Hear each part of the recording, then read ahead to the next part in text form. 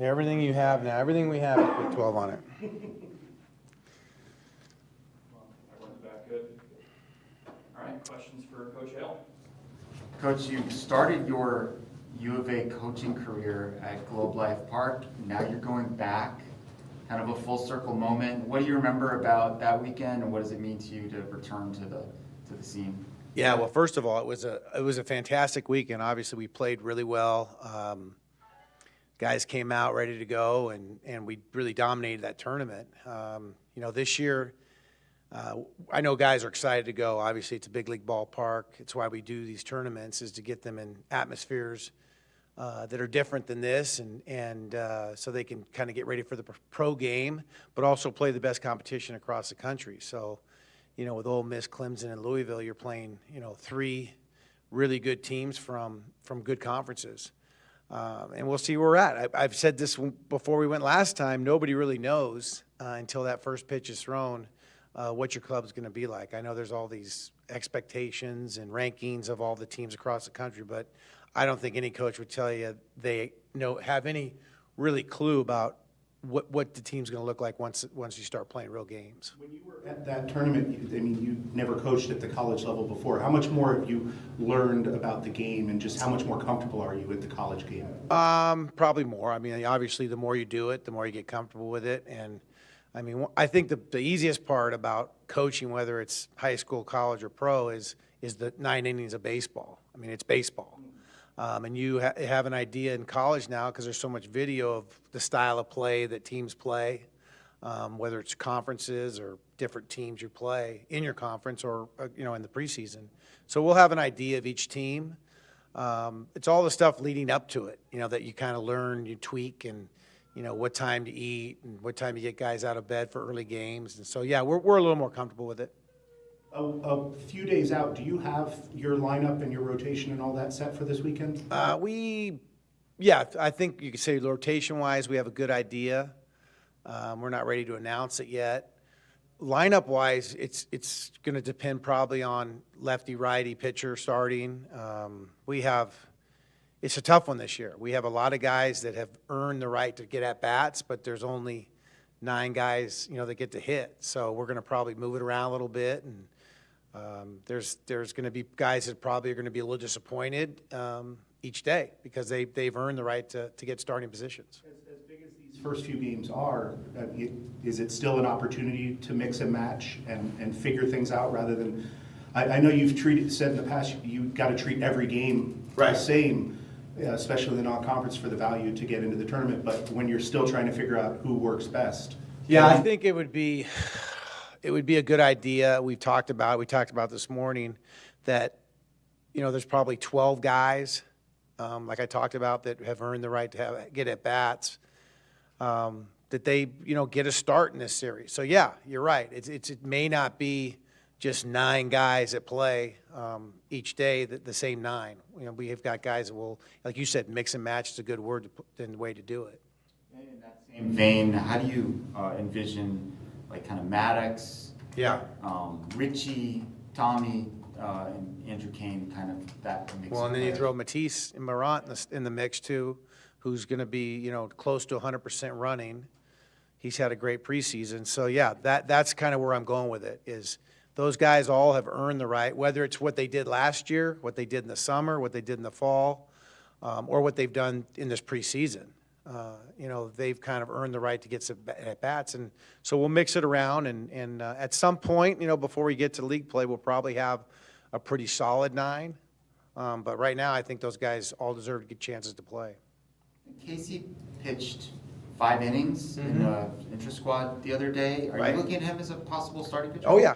Yeah, that's why we stretched him out, and we'll just figure out what his best role is for the team. And like we said, those all can change. We could start 3 guys this weekend, and we've got enough guys stretched out that it could be 3 different guys next weekend. So everybody's going to get a chance to pitch that, probably goes on the road just because, you're not going to have as many innings of built up yet.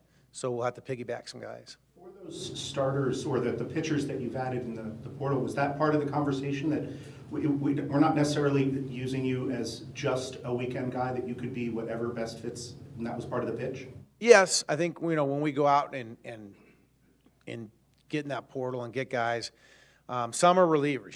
Julian Tangini is going to be a late inning reliever. We know that. We knew that coming in. The other guys are all starters, and we felt like, Coppola, Hilker, McKinney could all start for us. So, are they all going to start this weekend? No. And, it's been a tough battle. I mean, the guys who came back, Kromkowski, Smith Bailey, the freshman, Mason Russell, these guys have been really, really good. So whether they start and pitch 3 innings or come in relief and pitch 3 innings, they're all valuable. You usually have a connection of some sort to the portal guys who come in. Doesn't seem like there was an obvious one with Colin McKinney. How did he end up? Yeah, I do believe that as we move on in the portal year after year, it's becoming, almost free agency in professional baseball. John and Kevin looked at a ton of video before we even started going after guys, and they identified the pitchers that they felt moved the way they liked, the stuff, the shapes, all those things that pitching guys look at.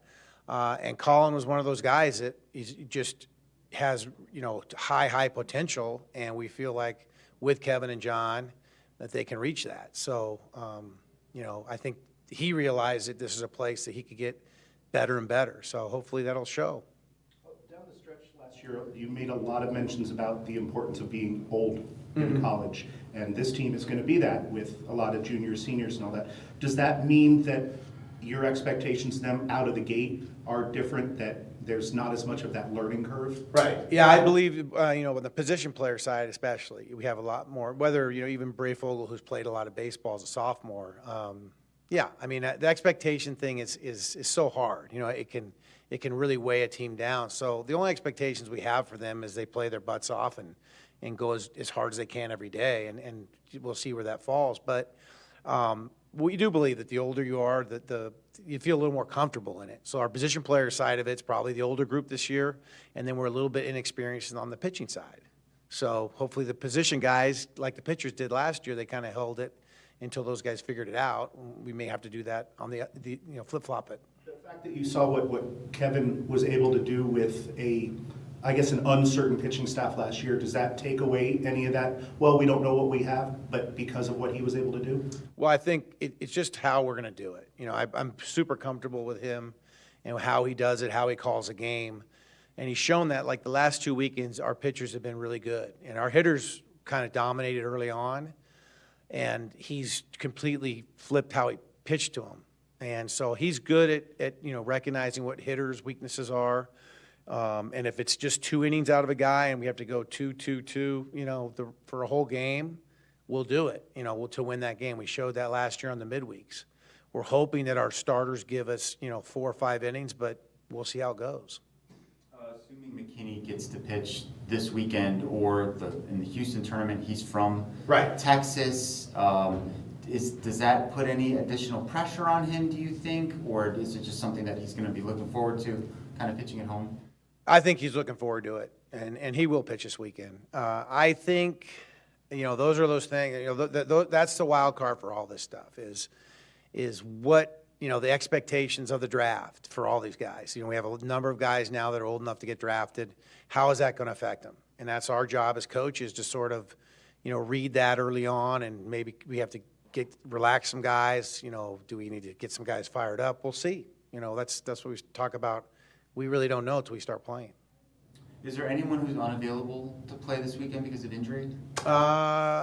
We probably are not going to take a couple guys because they've been banged up, but I don't want to give those names away yet. Are you able to bring the whole roster? Or? We can bring the whole roster, but we're going to take 30 guys. 30 is the roster size for the Big 12, and financially, it's 30 guys is plenty of guys for this. And that's more than what you were able to do in the Pac-12, right? Pac-12 was 27.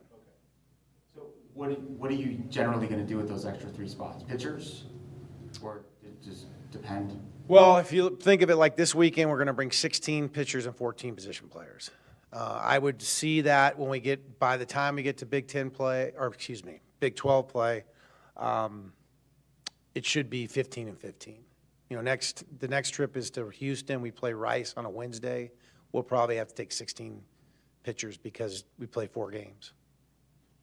What was the conversations with Garen when it was discussing whether or not he would come back or go and start his pro career? Yeah, he was super disappointed, and you know he had a great year last year and deserved a chance to play at the next level, I feel, and you know not to get drafted, not to be called by any teams to sign as a free agent was frustrating, and it hit him really hard, and we kind of had a meeting. Tripp and I did with him, and Toby had talked to him a bunch, and just, hey, listen, this is your last year. Let's go have fun. You want to kind of get into the coaching side of it, I think, when you're done playing. And it kind of lit him up a little bit, like, hey, this will be a chance for me to sort of do that. And maybe, hey, he's had great games in front of the beauty of the Summerhills, the Whites, the McKinneys, these guys who are thought of to be pretty good draft picks, is there's a lot of scouts in the stands. So he has a chance. You know, he may have a senior sign, has a good year, and he lights somebody up. He'll get a chance to go play. If not, he'll move on to what he does in the future. But he's excited about this season, I believe. Speaking of guys getting into coaching, several of your former players are in graduate managers or whatnot. Why did you want to do that, and what do they bring to the table?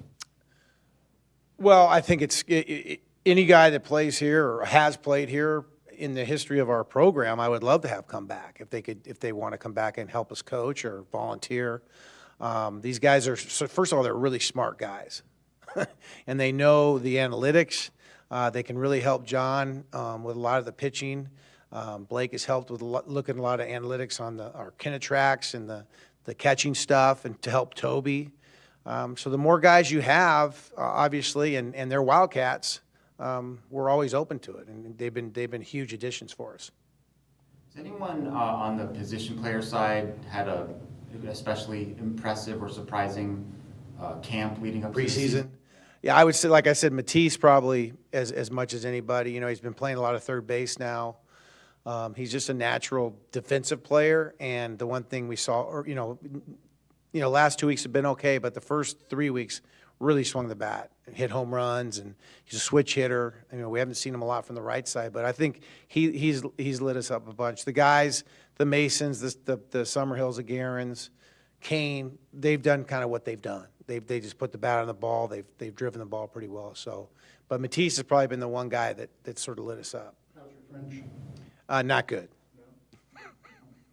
How about pitching wise? Has anyone stood out to you like, man, that guy's always? Yeah, I think Smith Bailey has been really good. For a freshman, he's a typical freshman, and we joke around. They're over in Likens, the dorm, and whatever sickness is going around, this poor guy gets.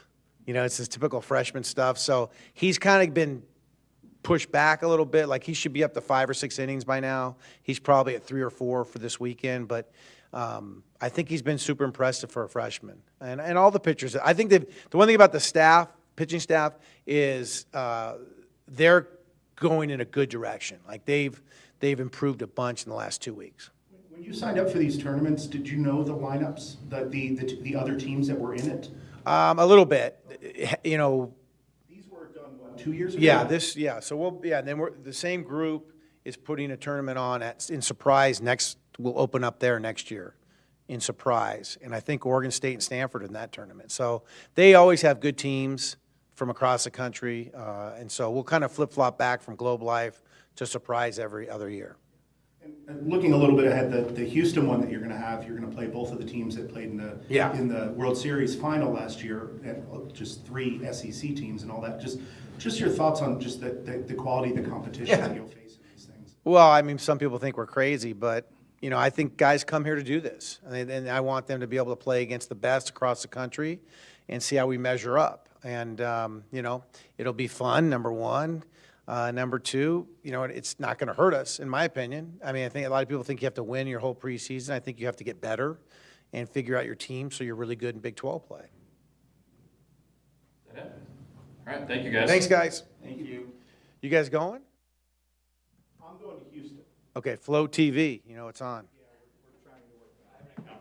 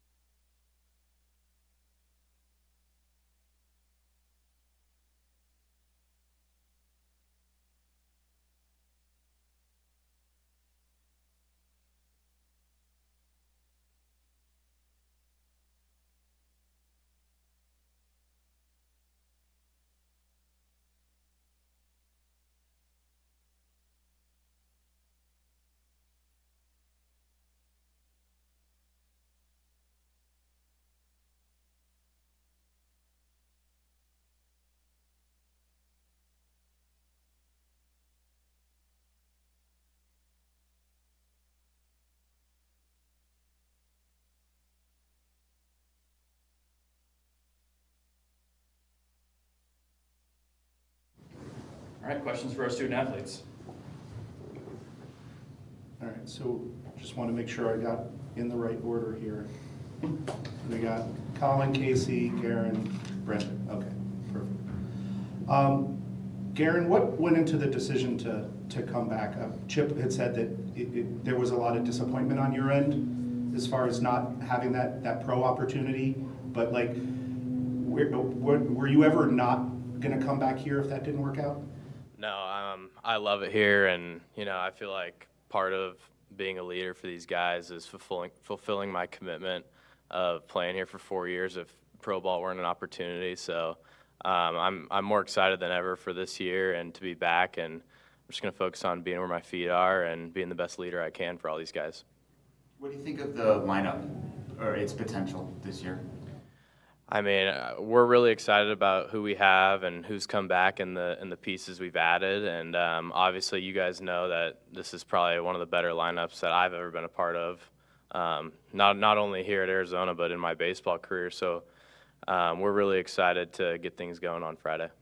Brendan, what did you learn most from this past summer at the Cape League as far as improving your overall game? Yeah, I took a lot from there's a lot of good players up there, so just being able to watch what they do, kind of how they go about their business, once they get to the facility, how their routines, and just, picking up on, what good players did, being able to kind of branch out a little bit and, meet a lot of players and meet a lot of guys from different schools and being able to see what they do, yeah. How much do you pay attention to the draft rankings and boards and all that as far as for you and for other people on the team? I'd be lying to you if I said I didn't see it, but it doesn't mean anything. Like, I think we can all agree there's one goal with this team. Like, I don't individually, like, if we complete our team goal, like, what we want as individuals will happen. So we're focused on one thing as a team, and that's getting to Omaha and winning a national championship. Brendan, what does it mean to have Garen back on the team this year? Oh, it's huge. Garen's been, I've looked at Garen as a leader since I got here. So him being like that maturity and the experience for myself included, younger guys, whoever, and he's just such a great example to have. So Casey, your first 2 years here, you were used exclusively as a reliever, but I believe you threw 5 innings in an intra-squad recently. Where do you see your role this season? I've been built up this preseason.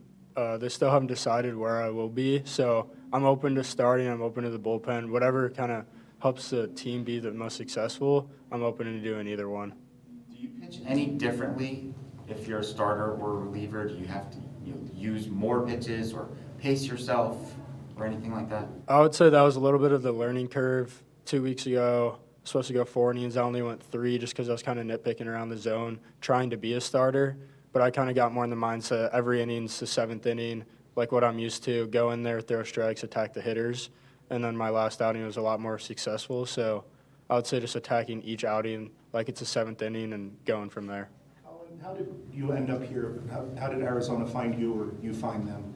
Yeah, so obviously I had entered the transfer portal, and one of the first teams to come at me was Arizona, and what they said to me just blew me away. It was awesome. It was everything that I wanted and more, and they fulfilled that. Being here, the same person that I had on my visit, showed me around as the same coach I have now. So I'm really appreciative of that, and it's really helped us grow as a team, I think, just having those guys, the staff that we have, and just the knowledge and everybody around. Yeah, it's been great. Are you an analytics guy? I'm getting more into it, yeah, just because we're surrounded by it. But I try to let them, work their magic and just relay the message to me. They just keep it simple. I just go out there and do my business. What was the pitch? What did they say to you that impressed you so much? It was just how honest they were, and it just felt really genuine, And they, throughout the whole recruiting spill, like everything they said, it lined up, and just almost seemed like one of those too good to be true moments. But everything is what I expected and more. So. Sure. Garen, you were at Globe Life the last time, correct? And you and Tommy, are you guys the only ones? I think so. Maybe Orloff too. I'm not too sure. That's right. Yeah. What do you remember about that weekend? Oh man, just thinking about it, it's a full circle moment for me, kind of completing out my 4 years here. I just remember it was an electric atmosphere. We played, I think, Texas Tech, and their fans were had the place going on that. I think it was a Saturday or Sunday maybe, but I mean, I'm excited for everyone on our team this year to experience it because, I mean, it's probably one of the best college baseball weekends I've ever been a part of. So I'm excited to be back. For any of the other three of you, what are you looking forward to most about getting to play there? Just like the big league facility, and it's brand new, so I'm really excited to be able to see it, kind of see the locker rooms and stuff, weight room. It'll be cool. Did Yeah. you play there before, Colin? I have, yeah. I opened up there last year. I pitched there on my birthday, so it had a good experience, and I'm ready to go back and get some more. How'd you do? Did well, yeah. Good first start, so. So what's life in the Big 12 like, since these guys did the Pac-12 type thing? But what are those venues or anything? Like, what do you have you shared with these guys? Yeah, there's a lot of good stadiums to play at, a lot of good crowds, a lot of fun atmospheres to play in. I'm just excited that these guys get to go with me this year and get to experience some of it. You're from Nassau Bay, which is right near the Space Center? Yes, right across the street. Okay. Did your parents, did they work there? Was it just a coincidence that you live right there? Or? Yeah, it's just kind of a coincidence. The neighborhood I live in is actually a neighborhood they built for the astronauts that worked at NASA. We just happened to live there, and Oh, yeah, okay. parents just work local, have been there my whole life, so. Huh, okay. Casey, is either Braden or Dawson working with you guys in the bullpen? Yeah, so Dawson and Owen Cuff's the new guy. He's been in the bullpen. They kind of will be there monitoring the bullpen during the games, making sure guys are staying ready to go. But yeah, they've been working closely with John and Kevin to make sure that they're learning and teaching us. They're watching us play catch every day, making sure that they can relay information. So. For any of the returners, is it weird having a teammate now be somebody that can essentially tell you what to do, or have that kind of weird dynamic to it? No, I don't think so. I mean, those are great culture guys that are, that chose to hang around and believe in the team success, and they're doing everything they can to help us get from where we are to where we want to go, and we're just super thankful that they chose to be here with us this year. Is the banana thing sticking around? We'll have to see. I'm not too sure. Wasn't that Dawson and Braden that were? I think it was a collective group. Yeah, I have no idea where that all Clark and- started, but. For Garen and Brendan, what's an at-bat like against these two? McKinney's kind of had me, honestly, since he's gotten here. It's tough, it's obviously a really, really good fastball, and I mean, I feel like they all throw new pitches every single week, so it's like you never know what to expect. So no, they're both elite, both very challenging at bats. Casey obviously with a heavy sinker and changeup, which is a nightmare for lefties. So he's kind of someone, if you can elevate the ball, which he doesn't throw it up in the zone much, you can kind of have some success. Otherwise, it's going to be tough sledding. So no, they both got really elite stuff. Garen, I talked to Mason, and he was saying that when Casey's pitching, he positions himself in certain ways because he kind of knows that there's going to be a grounder and where it might go. Do you kind of do the same when he's out there? Yeah, we felt like with Hintz, we were kind of getting beat in ways last year just with how we were being aligned. So we made some adjustments more specifically for him and kind of preparing and expecting for ground balls. And I would say it's worked pretty good, and it started working towards the end of the year last year, and we're going to continue with that moving forward this year. For either of the pitchers, who's been the toughest to deal with in the preseason? Honest truth is everybody. From the experience I got in the Big 12 last year facing these guys, it makes me super excited for the amount of games I think we're going to win this year. And just we have a super complete team, and I've had this conversation before. My answer was everyone's a tough out. Especially these two. These guys, Garen's got me, Summer's got me a little bit.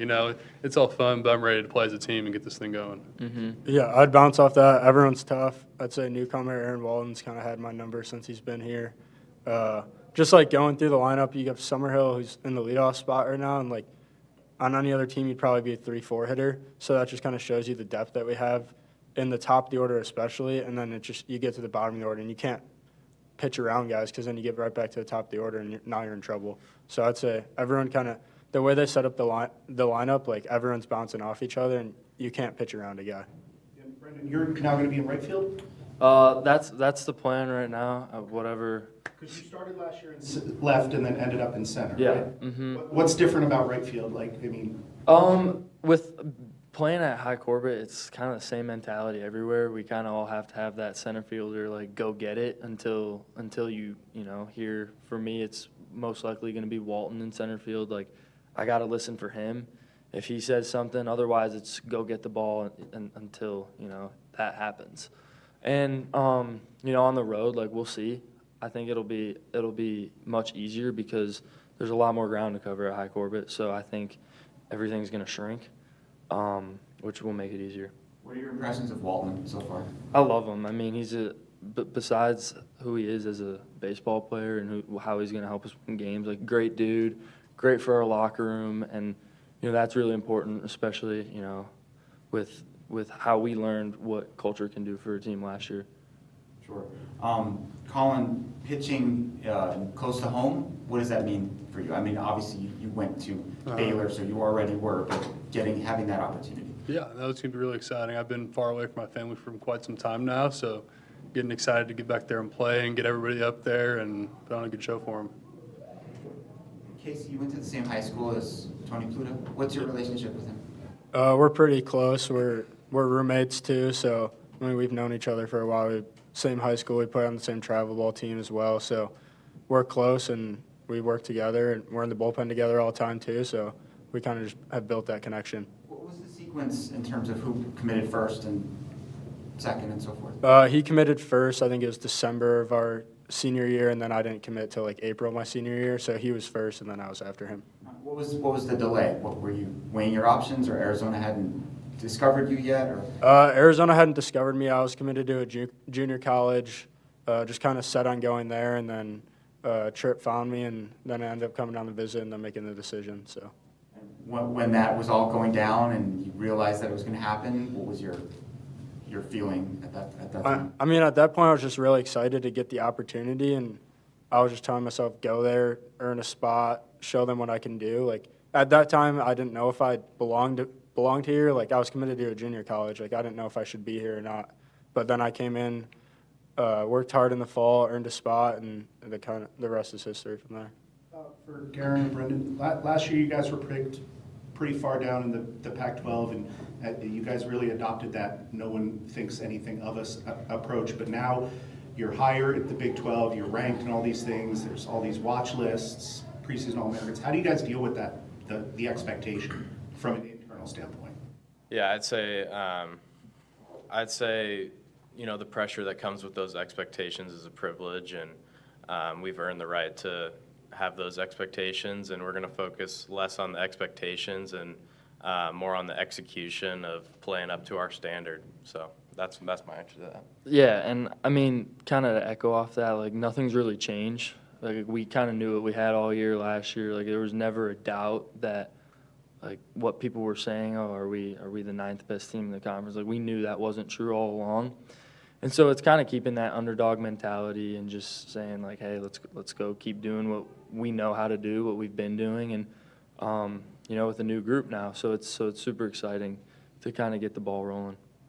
A couple of newcomers that Chip was referencing, Matisse Neuron and Smith Bailey. Any of you guys just tell us what those guys are all about as players? Yeah, I'd say Matisse is a tall, I would call him athletic third baseman and switch hitter. And this spring especially, he's really shown what he can do with the bat. And, I mean, he's making it tough on everyone to get in the lineup, I could say that. And you guys can touch on the other ones. Yeah, I'll talk on Smith. Like, he has the stuff to go out there and compete, and it's just going to be about his mentality of when he's out there throwing strikes, attacking hitters, and he has the stuff to get guys out. He's shown it all spring. He's made it tough on our hitters, so, yeah, he's a really good player. Yeah, Smith's made it really tough for me. I think I didn't put a ball in play against him till this past weekend, including the fall. So, yeah, Smith's tough, and Matisse, yeah, he's French. He's great to have around in the locker room, and you know he's a great hitter, great player. So he really works hard. And he's always at the field, and like first one there, last one gone. So he's he's, yeah, great locker room guy, hard worker. Any of you guys speak French? No. No? You haven't tried? Nope. All right, thank you, guys. Thank Yeah, you. thank you. Appreciate it.